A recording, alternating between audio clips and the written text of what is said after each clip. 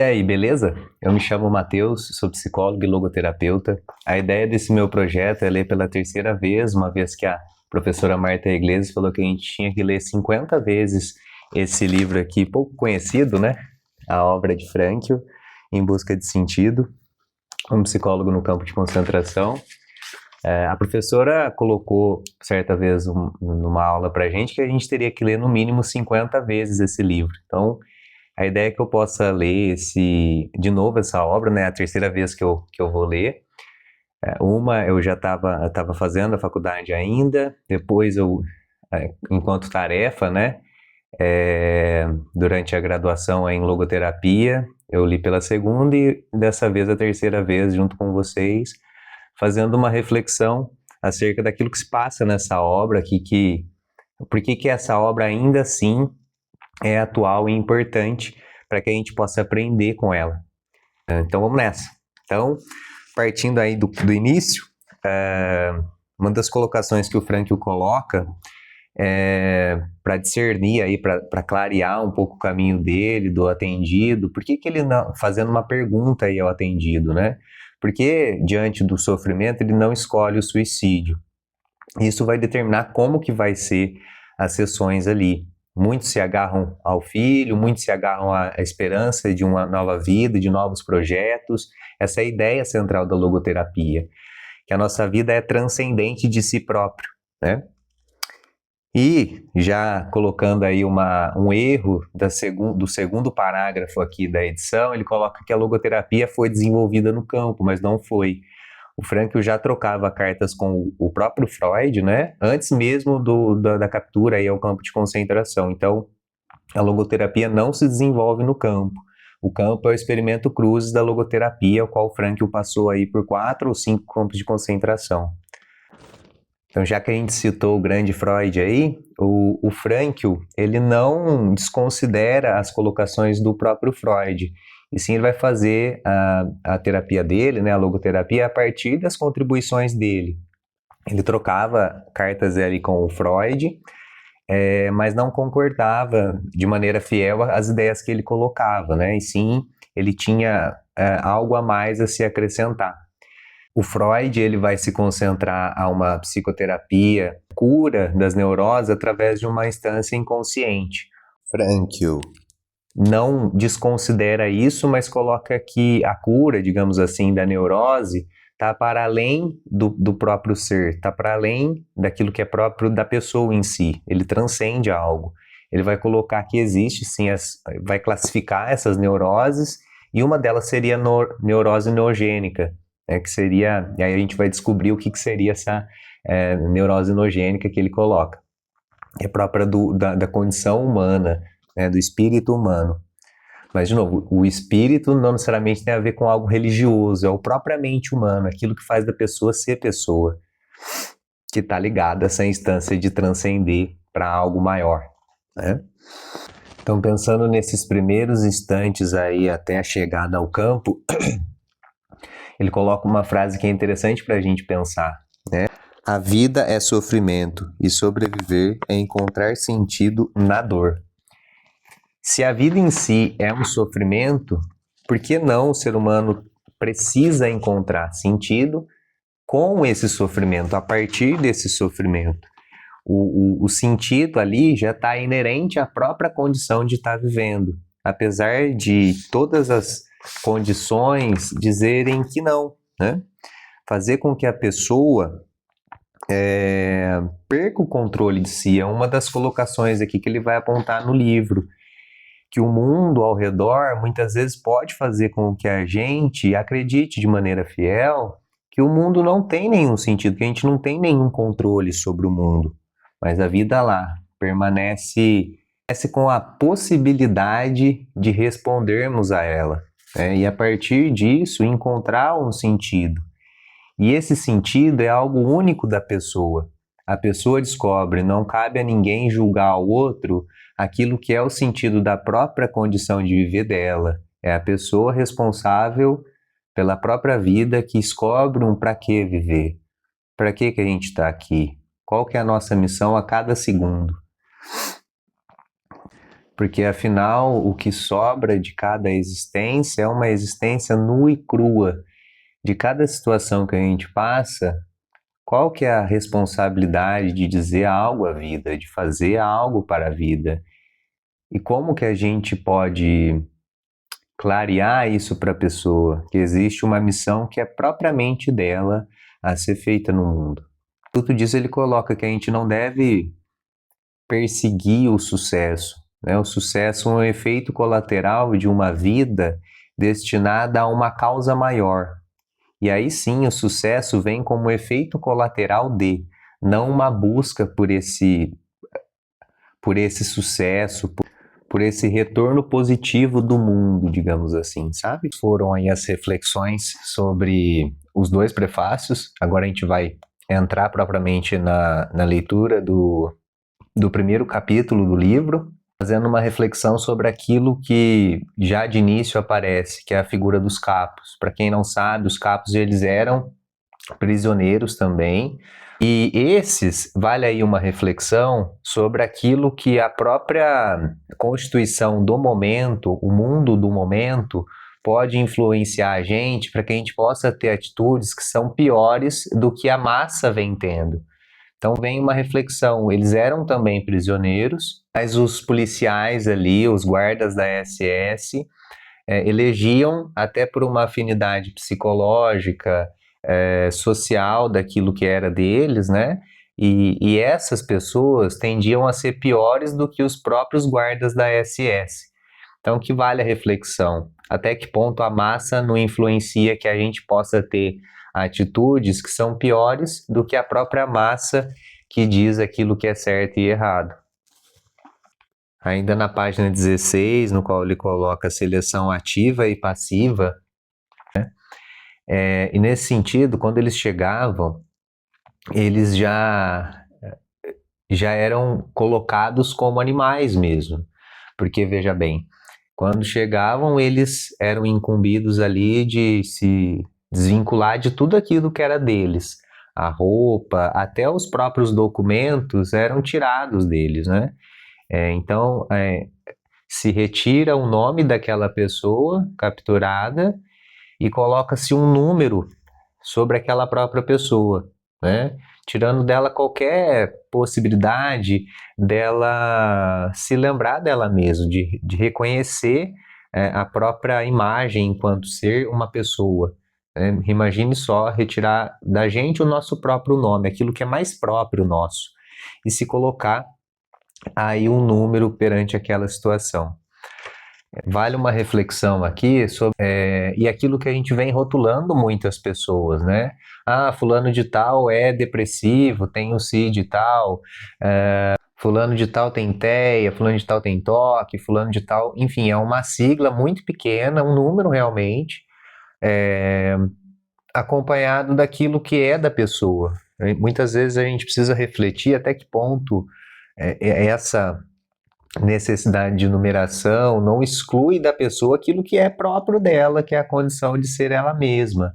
No meu caso, eu sou o Matheus Doval, né, você, fulano de tal.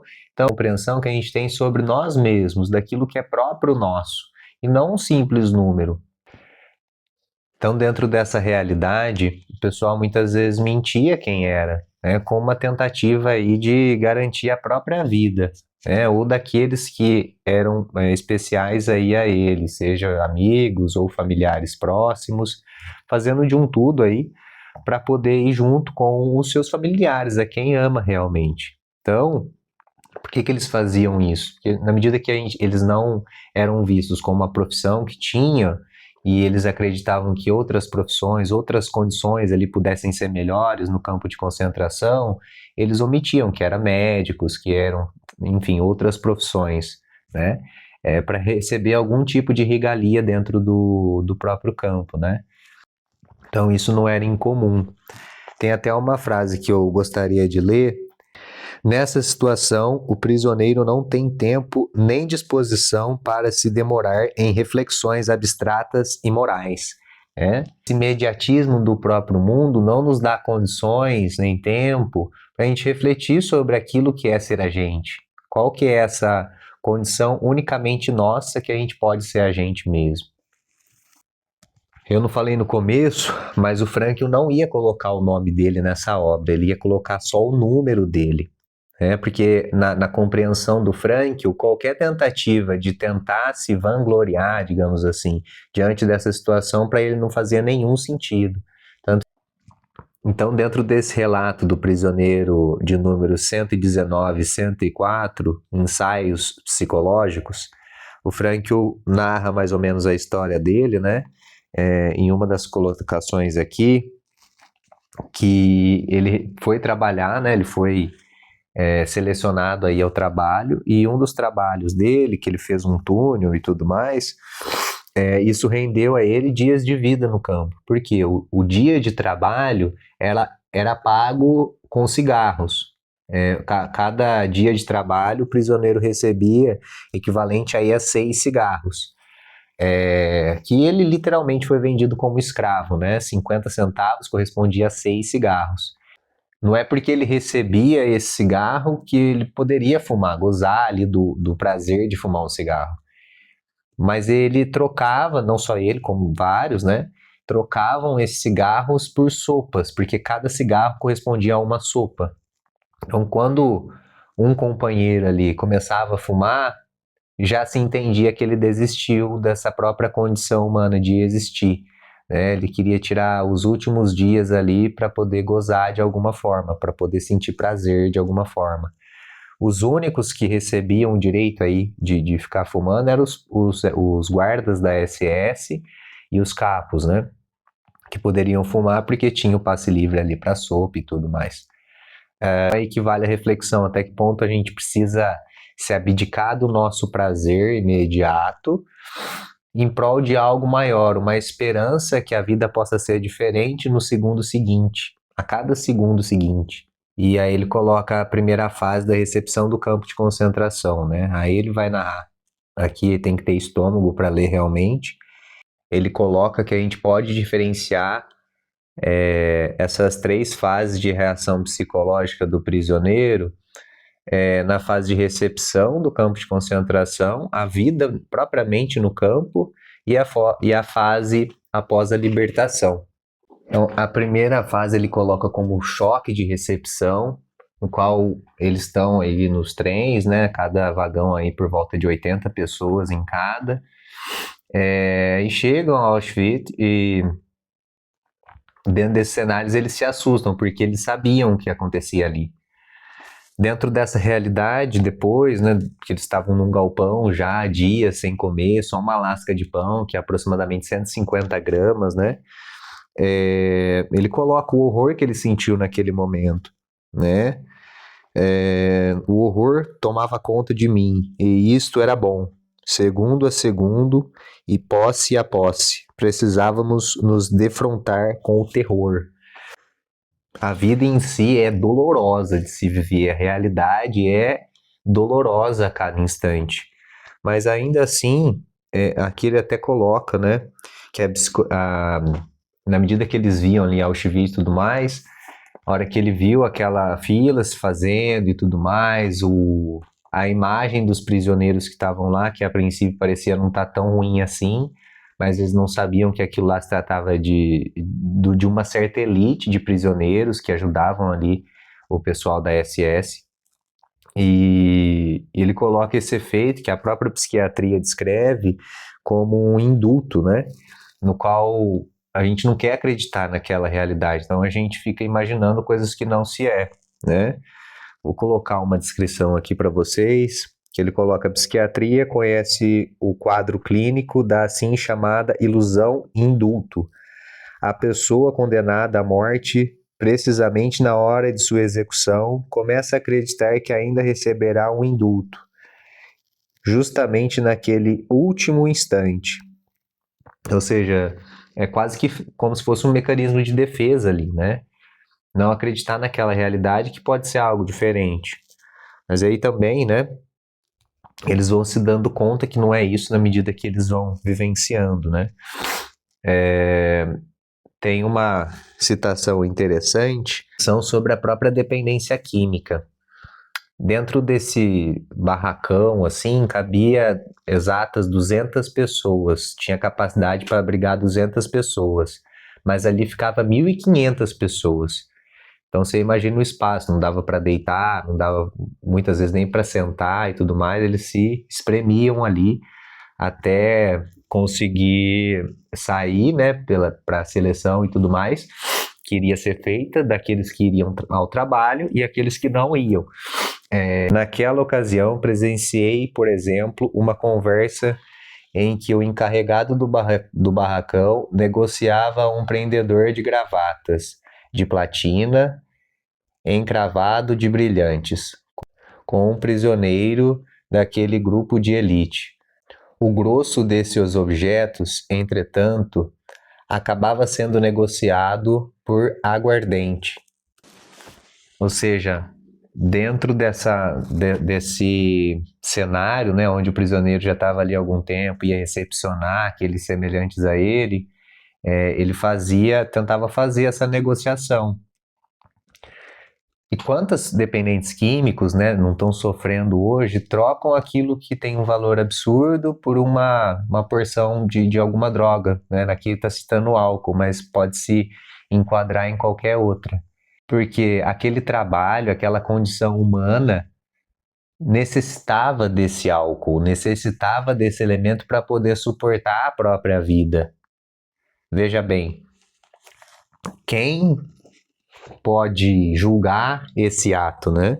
Tanto o próprio Frankl vai colocar: quem vai censurar uma pessoa que se entorpece em semelhante situação exterior e interior? Então, muitas vezes a dependência química ocupa esse lugar de necessitar de algo, de uma substância que possa criar ali minimamente uma ilusão de felicidade para suportar a realidade exterior e interior que a pessoa vivencia o próprio mundo. É muito forte isso, né? Na medida que a gente compreende que não se trata exclusivamente da ação que uma substância química faz, mas sim para onde ela aponta. Não está tapando um próprio vazio existencial daquilo que era ser ela, das adversidades que ela passou na vida e passa e tudo mais. Então, a dependência química não é só depender de uma substância X ou Y, e sim depender de algo externo para sustentar a própria vida. Aí a obra, né? A primeira seleção, no qual aí o Frankl coloca uma experiência vivida por ele, que ele já estava lá na fila, tudo mais, aí um general, um guarda da SS e tal, faz um apontamento para a direita, é aqueles que iriam ao trabalho, e para a esquerda, o pessoal que iria direto ali para ser executado. Só que eles não sabiam disso. Então a ideia é que eles pudessem transparecer que estavam bem aptos ao trabalho, para, enfim, tentar passar por essa seleção que eles imaginavam que era isso. Primeira reflexão sobre esse parágrafo aqui, né? Que alguém decide por nós aquilo que você é ou não é, se você está apto ou você não está apto. Então essa é a realidade, né? Muitas vezes não é a gente que está escolhendo aquilo que é próprio nosso, sim, a gente está dependendo de uma escolha que não é nossa, né? Que alguém está escolhendo por nós, alguém dita as regras para a gente. Você é ou você simplesmente não serve, não é. Pois ele coloca, né, que essa colocação psiquiátrica aí, né, do efeito induto, da ilusão de induto, né, que eles pareciam que os guardas da SS pareciam mais amigáveis e tudo mais. Só que eles só pareciam isso porque tinham ali alguma coisa que eles queriam, que no fato era relógio ou alguma coisa que eles percebiam que era de valor, que eles poderiam ali ser agradáveis, tentar parecer amigos, só para conseguir de imediato aquilo que era do pessoal ali que estava sendo preso, né? Eles percebiam isso na medida que aquilo era tirado. Então, dentro dessa primeira seleção e tudo mais, eles eram encaminhados a um galpão, e nisso eles passavam por um processo de desinfecção, que eles chamavam, né? Então, um guarda gritava: ó, vocês têm 2 minutos aí para tirar toda a roupa de vocês e tudo mais. Pode ficar com o tênis, com o cinto, e o óculos, né, alguns pertences básicos ali. O resto era tudo tirado e depois até os pelos, né, a barba, cabelo e tudo mais, eles ficavam literalmente nu, né, naquela situação. Nessa ocasião, o Frank tinha o manuscrito dele, onde ele perguntou para o guarda: nossa, por favor, isso aqui é a minha vida, eu não posso me desfazer disso, deixa eu ficar com esse manuscrito e tudo mais. Aí ele coloca que ele caiu por si quando, no princípio, né, o guarda que ele estava falando parecia estar se compadecendo aquilo e tudo mais, e devagar ele foi mudando a cara e falando merda, né? Isso foi o que ele mais ouviu durante a estadia ali, a experiência de passar pelo campo, a palavra merda, ou seja, ele caiu por si e viu que ali o buraco era muito mais embaixo, a existência estava muito suscetível a um adoecimento realmente, se ele já não tivesse disposto a enfrentar com dignidade aquilo que ele estava passando. E esse manuscrito foi então tirado dele, né? Ali recebiam a ducha. Tem no finalzinho uma tentativa de humor também, que é fruto de estudo da logoterapia também, mas é com grande alívio e alegria que alguns constataram que dos chuveiros realmente saía água. Ou seja, né, eles já estavam esperando o pior, então uma tentativa de minimizar o sofrimento seria isso: nossa, do chuveiro sai água. Então o que resta da existência nua e crua? Frank coloca aqui para ele, sobrou o cinto e o óculos e o tênis, né? Só que mais tarde ele percebeu que o tênis já não era mais dele, que o pessoal queria retirar e tudo mais. E aqueles colegas que escutaram ali os conselhos ditos então amigos, né? Corta ali a tua bota, tal, você tem uma bota legal, corta, coloca um sabonete e tudo mais, porque aí o pessoal da SS pode pegar, enfim, você pode ficar sem isso aí, cara. Então corta aí o cano longo e tudo mais, né? E a princípio eles tinham falado que poderia ficar com os tênis, mas na verdade eles estavam enganando também. Também passava pela seleção deles os melhores calçados e tudo mais, e os prisioneiros recebiam um calçado que não serviam para eles, não era o número aí específico para eles. E isso tem uma reflexão na nossa vida. Muitas vezes se retira de nós tudo, inclusive, né, o próprio sapato, o próprio nome, e coloca qualquer coisa para a gente que não nos serve. E a gente engole por não ter outra alternativa, né? Que eu estou tentando fazer uma reflexão sobre a semelhança que tem, apesar de muitíssimo distante da nossa própria realidade, do nosso próprio mundo com o campo, né? Então, dentro desse cenário, eles passavam de novo pela inspeção e constataram que, aqueles que fizeram isso, tal, cortaram a bota e tudo mais, logo já se escutavam os gritos, porque o pessoal já estava chicoteando eles, né, ou até matando eles, por isso que eles tentavam receber alguma vantagem. Então, até que ponto o amigo que dá algum conselho é realmente seu amigo, não quer o seu mal? Até que ponto as coisas do mundo te aprisionando?